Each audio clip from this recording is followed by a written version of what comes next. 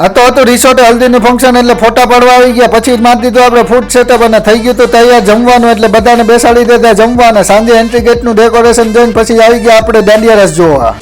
જય શ્રી રામ દોસ્તો, good morning. કહાની કઈ કેવી છે કે આજ તો શહેરમાં હું રાહુલભાઈ નીકળી ગયા હતા બાઇક લઈને રિસોર્ટે જવા. રિસોર્ટે આવ્યા તો હલ્દીનું ફંક્શન હતું એટલે આપણે પણ 2-4 કિલો ફોટા પાડવા આવી ગયા. અને અહીંયા તો હતું મંડપ મુહૂર્ત એટલે ઢોલ વાગતા હતા અને પછી મારવા માંડ્યા આપણે ફૂડ માટેનું સેટઅપ. અને જમવાનું બધું બનીને તૈયાર થઈ ગયું એટલે બધા લોકોને બોલાવીને આપણે જમાડવા માંડ્યા. સાંજે થઈ ગયું તો એન્ટ્રી ગેટ માટેનું ડેકોરેશન એટલે મેં પણ એન્ટ્રી કરી.